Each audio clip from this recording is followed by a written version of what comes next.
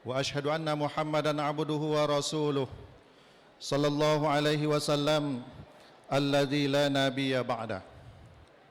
Yang terhormat Bapak-bapak dari Forum Komunikasi Pimpinan Kecamatan, alim ulama, tokoh masyarakat, guru-guru kita yang dimuliakan Allah Subhanahu wa taala. Yang terhormat Kepala Desa dan Lurah, Nenek Mama Suluh Bendang dalam Negoi, Bapak-bapak, Ibu-ibu, hadirin dan hadirat yang dirahmati Allah, kawan-kawan dari TNI Polri, selanjutnya yang mulia guru kita Ustadz Haji Abdul Somad, hamba ulang, Ustadz Profesor Dr. Haji Abdul Somad LCMA, Datuk Seri Ulama Setia Negara. Hadir bersama Tuan Guru Ustadz Dr. Haji Warzukni MSI. Hadir bersama rombongan Wakil Ketua DPRD Kabupaten Kampar, Ustadz Haji Repol SAG MIP. Malam ini alhamdulillah hadir juga guru kita Ustadz Dr. Alwizar MAG. Kaum muslimin dan muslimat yang dimuliakan Allah Subhanahu wa taala. Bersyukur kepada Allah Subhanahu wa taala. Malam ini kita dipertemukan dalam rangka Tabligh Akbar bersama Tuan Guru Profesor Dr. Haji Abdul Somad LCMA dengan tema merajut persaudaraan, meraih ketakwaan. Salawat dan salam Allahumma salli ala Sayyidina Muhammad wa ala ali Sayyidina Muhammad buat Rasul tercinta, keluarganya, sahabatnya, dan umatnya yang setia sampai akhir zaman. Bapak-bapak dan ibu-ibu, hadirin hadirat yang dimuliakan Allah Subhanahu wa taala. Sungguh senang rasa di hati Tuan Guru datang menjenguk kami. Kita bertemu di malam ini walau hanya 3 tahun sekali. Koto Tuo jalan berbelit, Bukit Karak jenjangnya batu. Biasanya Tuan Guru ceramah 60 menit. Malam ini lebihkanlah sedikit dari itu. Banyak orang menyebut getuk, rupanya tumbuk ubi.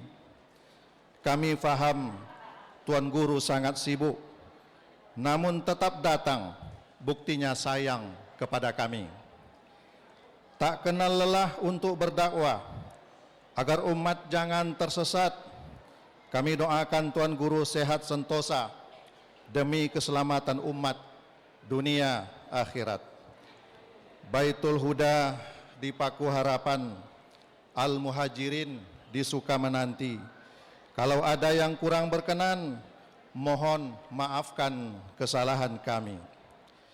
Bapak Ibu yang dimuliakan, telah hadir untuk mendengarkan pengajian. Selamat datang di Masjid Al-Mizan. Semoga rahmat Allah turunkan. Pemuda-pemudi, para panitia, ada pula orang tua, termasuk ketua, telah bekerja mensukseskan acara. Semoga menjadi amal ibadah. Belum musimnya ikan patin, sekarang musim tali-tali. Kalaulah Bapak mau memberi izin, ingin berpantun 1 kali lagi. Sebentar lagi kita dengarkan tausiah sebagai bekal di dalam diri. Alhamdulillah tidak ada yang meng-HP dan me-WA Sebab kalau ada alamat hilanglah pantun ini. Sekarang musimnya turun hujan, tapi malam ini tidak turun, alhamdulillah.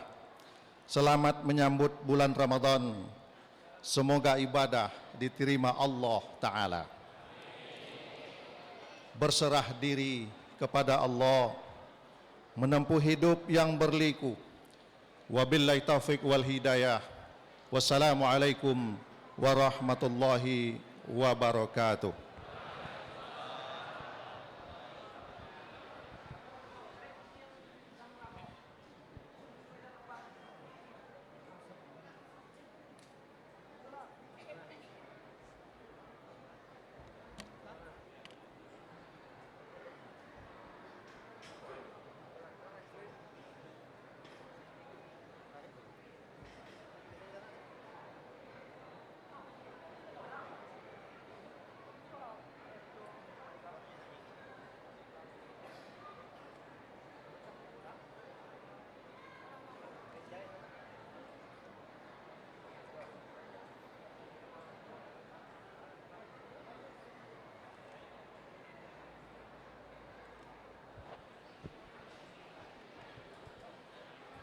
Terima kasih banyak kita ucapkan kepada Ketua Panitia. Kepadanya kita ucapkan terima kasih. Acara yang selanjutnya ceramah agama yang akan disampaikan Ustadz Profesor Haji Abdul Somad LCMA, Datuk Seri Ulama Setia Negara. Kepadanya dipersilahkan. Kemudian di akhir majelis setelah tanya jawab, berkenan kepada Tuan Guru untuk menutup dengan doa.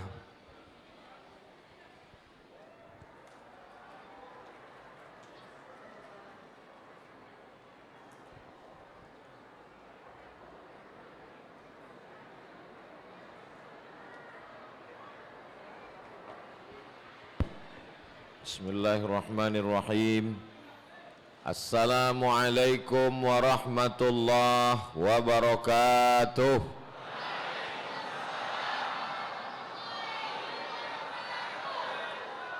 Alhamdulillah, wassalatu wassalamu ala rasulillah Sayyidina wa maulana Muhammad ibn Abdillah wa ala alihi wa sahbihi wa man tabi'ahu wa mawalah.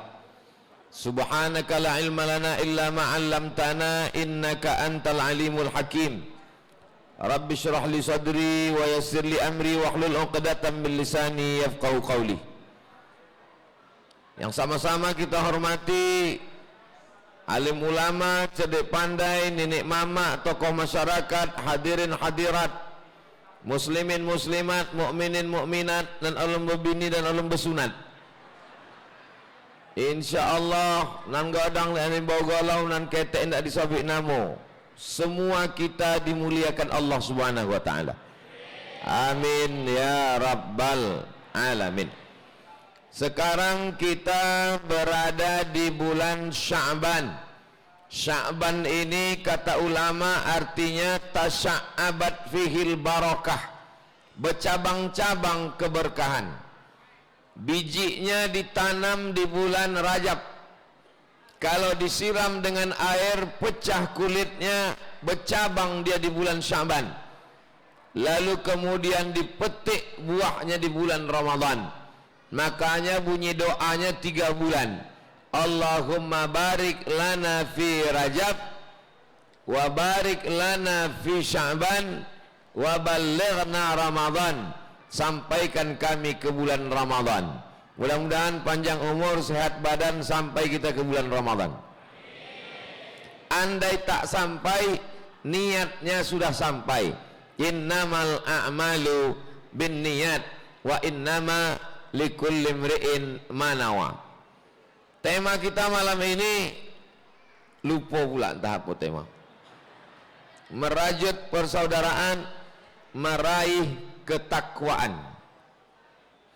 Idza kuntum salasatan fi safarin, kalau kamu ada 3 orang melakukan perjalanan, fal yu'ammiru ahadahum, maka angkat seorang menjadi pemimpin.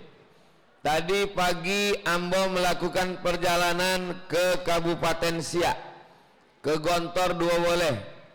Sesudah itu pulang langsung ke Lipek Kain. Maka dalam perjalanan itu kami angke suang sebagai amir, pemimpin. Inyolanan memimpin perjalanan, di mana awak bonti, di mana awak ngisi minyak. Maka kalau lah awak angke pemimpin awak, berarti awak ikut di belakang. Kalau pintar maju ke depan, kalau kurang mengikut di belakang. Jangan diletak di muka menyipak, di belakang menanduk, di kanan menyikut. Kalau ada orang bentuk iko, di belakang menyipak, di muka menanduk, insya Allah Idul Adha awak semboleh sama-sama. Makanya bunyi ayatnya, ati Allah wa ati'ur Rasul wa ulil amri. Taatlah kamu kepada Allah, taatlah kepada Rasul, wa ulil amri. Kenapa waktu taat kepada Allah ada ati'u? Kenapa waktu taat kepada Rasul ada ati'u? Kenapa waktu ulil amri tak ada kalimat ati'u? Karena taat kepada pemimpin itu yang kita angkat dalam perjalanan tadi, taat kepada dia selama dia taat kepada Allah dan taat kepada Rasulullah sallallahu alaihi wasallam. Dulu namanya sultan, sebelum Islam masuk namanya raja. Sekarang berubah menjadi kepala daerah, mulai bupati, di provinsi ada gubernur, sampai wilayah kampung, desa, RT, kadus, kades. Alhamdulillah bersama kita malam ini ada orang yang kita pilih asli putra daerah kita, sahabat kami, sama-sama kuliah di IAIN tahun 96, Ustadz Repol. Mudah-mudahan panjang umur, sehat badan. Ada bapak-bapak yang punya jabatan yang tak dapat saya sebutkan satu persatu. Ini sebagai sampel contoh. Dalam adat istiadat ada nenek mama, ibarat pohon kayu yang rimbun dan rindang, batangnya sampai bersanda, daunnya sampai benaung, akarnya sampai berselo. Jadi kalau angin panas hari, awak benaung di bawah. Kalau ponek badan tulang belakang, bersanda awak. Sampai kaki bersila di akarnya. Itulah nenek mama. Didulukan selangkah, ditinggikan seranting. Tapi ada orang nyabik kambo, Ustadz di tempat kami nenek mama tidak macam pokok kayu itu, tidak bisa bersandar, tidak bisa menaung, tidak bisa. Kalau gitu bukan pokok kayu, itu namanya nenek mama bonsai, pokok ketek. Jadi dalam hidup bermasyarakat ada adat istiadat, lain padang, lain belalang, lain lubuk, lain ikannya. Kalau di Jazirah Arab itu yang disebut dengan kabilah-kabilah. Sampai hari ini di Yaman masih pakai kabilah-kabilah. Ada yang mengurus masalah agama, alim ulama. Yang mengurus suku-suku, kabilah-kabilah. Yang mengurus masalah pemerintahan, dulu raja, sekarang sudah jadi presiden. Begitu juga sampai awak. Yang mengurus adat istiadat, nenek mama. Yang mengurus tentang agama, alim ulama. Yang mengurus pemerintahan, dari mulai RT, RW, kadus, kades, camat, bupati, gubernur, presiden. Maka sebagai masyarakat kita dituntut patuh dan taat. Sebagai pemimpin, maka kata Nabi sallallahu alaihi wasallam, sab'atun yuzilluhumullah, ada 7 golongan yang akan mendapatkan naungan Allah. Yauma la zilla illa zilluh, waktu itu nanti tak ada tempat bernaung, atap tercabut, pokok kayu lepas, gunung-gunung melayang. Bapak Ibu semua hafal ayatnya. Wa takunul jibalu kal ihnil manfush, macam bulu kambing dihembus angin. Begitulah Gunung Bromo, Gunung Kidul, Gunung Sibayak, Gunung Merapi, Gunung Kelut, Gunung Semeru, habis semuanya. Tapi ada yang dapat naungan. Kata Nabi, yang dapat naungan itu adalah imamun adilun, pemimpin yang adil. Baik pemimpin agama, pemimpin negara, pemimpin suku. Kalau dia adil, maka pahalanya 2 kali lipat. Pahala anak kemanakan mengalir ke dia, pahala rakyat masyarakat mengalir ke dia. Begitu surat Nabi kepada Raja Romawi dan Persia, aslim taslam, masuk Islam kalian. Nabi berkirim surat kepada Hirqal, Raja Romawi, aslim taslam, masuk Islam engkau, maka kau akan selamat dunia akhirat. Aslim, masuk Islam, falaka ajrani, kau dapat 2 pahala. Pemimpin ini kalau dia adil dapat 2 pahala. Pahala inyo sebagai pemimpin, pahala rakyatnya karena dipimpin. Jadi kalau menjadi pemimpin suku, pemimpin agama, pemimpin pemerintahan, adil dan amanah, maka 2 pahalanya. Kalau dosa Pak Ustaz, dosanya pun 2 kali lipat juga, azabnya berlipat ganda. Kenapa? Kata Abdurrahman Ibn Khaldun, sosiolog dari Tunisia, ar-ra'iyah ala dini mulukihim, rakyat mengikut agama raja-rajanya. Kalau kebetulan kepala daerahnya, nenek mamaknya suka pengajian, maka yang diundang adalah buya, ustadz, pengajian. Tapi kalau kepala daerahnya, nenek mamaknya suka nyanyi dangdut, maka yang tinggi pentasnya, duit dihamburkan untuk maksiat. Itulah makna ar-ra'iyah ala dini mulukihim. Masyarakat itu hanya mengikut apa yang dilakukan oleh pemimpinnya, baik pemimpin suku maupun pemimpin agama maupun pemimpin pemerintahan. Seandainya doamu makbul, tapi doanya cuma 1, jangan minta suami yang soleh. Kenapa? Karena kalau kau minta suami yang soleh, yang mendapat kesolehannya hanya engkau saja. Karena ibu sampai hari ini belum mau berbagi dengan orang lain. Tapi kalau minta doa cuma 1, kukabulkan doamu, kata Allah. Tapi doanya cuma 1. Kata Imam Ahmad bin Hanbal, Imam Hambali, meninggal di Baghdad tahun 241. Kata Imam Ahmad bin Hanbal, kalau doamu dijamin makbul tapi doanya cuma 1, maka mintalah pemimpin yang adil, mintalah nenek mama yang adil, mintalah wakil rakyat yang adil, mintalah kepala daerah, kepala negara yang adil, mintalah ulama yang adil, mintalah ulil amri yang adil. Makanya di antara doanya, la tusallit alaina bidzunubina man la yakhafuka wa la yarhamuna. Jangan hukum kami karena dosa kami, kau angkat pemimpin kami orang yang tak takut padamu dan tak sayang kepada kami. Sama Allah dia tak takut berkhianat, memakan amanah, dan kepada kita dia tak sayang, tak dipikirkannya kesusahan dan kesulitan kita. Ada orang yang tak takut sama Allah, dia tak kenal Allah, komunis, ateis, Uni Soviet, dulu ada namanya Fidel Castro, tidak beragama sama sekali, tapi rakyatnya makmur. Dia tak bertuhan, tapi dia sayang kepada masyarakatnya. Masih syukur, masih dapat 50%.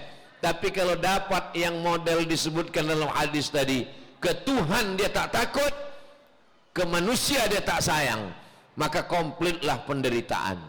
Mudah-mudahan pemimpin kita adil dan amanah, baik pemimpin suku nenek mama maupun pemimpin agama, alim ulama, maupun pemimpin bangsa, dari mulai RT RW kadus kades sampai presiden sampai gubernur bupati, orang yang dipilih itu adalah orang-orang yang takut kepada Allah Subhanahu wa taala. Amin.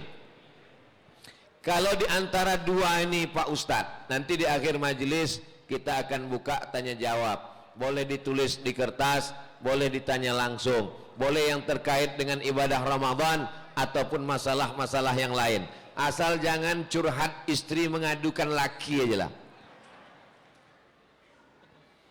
Siapa yang paling berat tanggung jawabnya di hadapan Allah?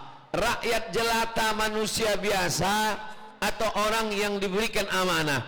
Maka kata Nabi sallallahu alaihi wasallam, aflahta in munta walam takun amiran. beruntunglah engkau wahai Qudaim. Sahabat Nabi namanya Qudaim. Aflahta ya Qudaim, beruntunglah engkau wahai Qudaim. Mutta walam takun amiran, kalau kau mati kau tak pernah jadi pemimpin. Kenapa begitu? Karena menjadi pemimpin ini tanggung jawabnya di hadapan Allah Subhanahu wa taala. Jadi kalau menjadi pemimpin Kabupaten Kampar, berarti seluruh masyarakat Kabupaten Kampar ini akan menuntut dia di hadapan Allah, akan dihisap, akan dihitung, akan ditanya. Latus alunna yauma idzin anin naim. Kalau menjadi gubernur Riau, penduduk Riau 6,7 juta. Kalau tidak percaya, hitunglah suang. Maka 6,7 juta orang akan mengantri menuntut di hadapan Allah Subhanahu wa taala. Kalau jadi RW Pak Ustaz, tidak tahu berapa masyarakat RW awak. Jadi RW, jadi RT, begitu juga dengan nenek mama. Lalu kalau jadi Ustaz Somad, ambo lebih godang dari itu semua. Sebab ambo menyampaikan tausiah ke Malaysia, ke Brunei Darussalam, ke Singapura tak jadi masuk. Dari Sabang sampai Papua, saudara yang mendangau, maka mereka pun akan menuntut ambo di hadapan Allah Subhanahu wa taala. Tapi ambo yakin dan percaya, jamaah kau kan kasihan menengok ambo. Makanya setiap sebelum selesai tausiah selalu ambo tanya, apakah bapak ibu memaafkan segala silap salah kata-kata yang tak berkenan di hati? Maaf, alah selesai habis.